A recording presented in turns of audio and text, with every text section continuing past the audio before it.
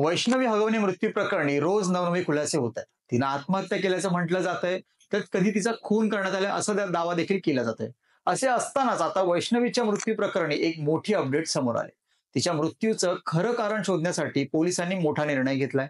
या एका कामामुळे आता वैष्णवीच्या मृत्यूचं खरं कारण समोर येण्याची शक्यता आहे. मिळालेल्या माहितीनुसार वैष्णवी हगवणेच्या मृत्यूचं खरं कारण शोधण्यासाठी पोलीस पूर्ण ताकदीने प्रयत्न करत आहेत. तिच्या मृत्यूच्या कारणाच्या सर्व शक्यता तपासल्या जात असताना वैष्णवीने पंख्याला गळफास लावून आत्महत्या केली होती असे सांगितलं जातं.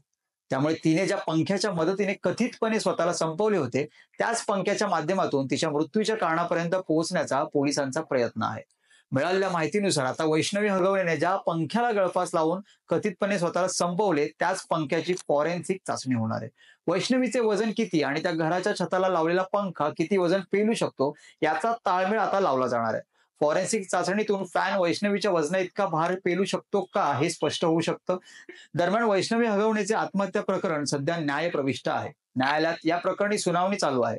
वैष्णवी दुसऱ्या एका मुलाशी बोलत होती, त्या मुलाचा साखरपुडा झाला होता. आम्ही याबाबत वैष्णवीच्या कुटुंबियांना सांगितलं होतं.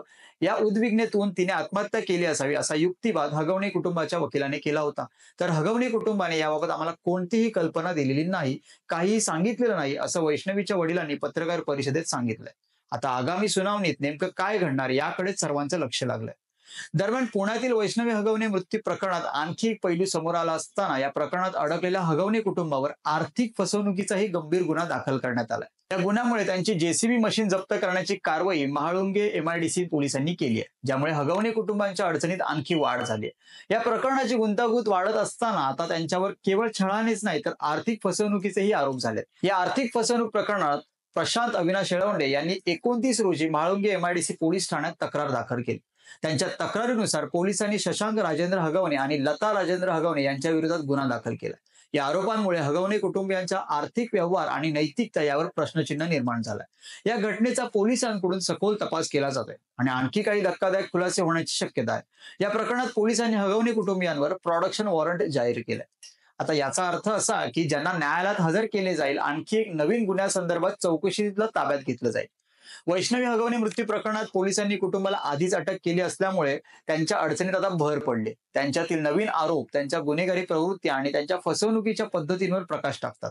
आर्थिक फसवणुकीचा गुन्हा दाखल झाला असल्याने हगवणे कुटुंबाच्या मालमत्तेची चौकशी होण्याची शक्यता आहे. जर त्यांची जेसीबी मशीन जप्त केली असती तर प्रकरणाचे गांभीर्य अधिक स्पष्ट झाले असते. पोलिसांकडून आर्थिक व्यवहार आणि संशयित कागदपत्रांची सखोल चौकशी केली जाईल, जेणेकरून फसवणूक बद्दलचे सत्य बाहेर येऊ शकते. एकंदरीत काय तर वैष्णवी हगवणे मृत्यू प्रकरणाच्या तपासात आता आर्थिक फसवणुकीचाही भाग समाविष्ट झाल्याने या प्रकरणाची व्याप्ती वाढली आहे. पोलिसांकडून अधिक कठोर कारवाई अपेक्षित आहे, जेणेकरून पीडितांना न्याय मिळेल आणि अशा गैरप्रवृत्तींना आळा बसेल.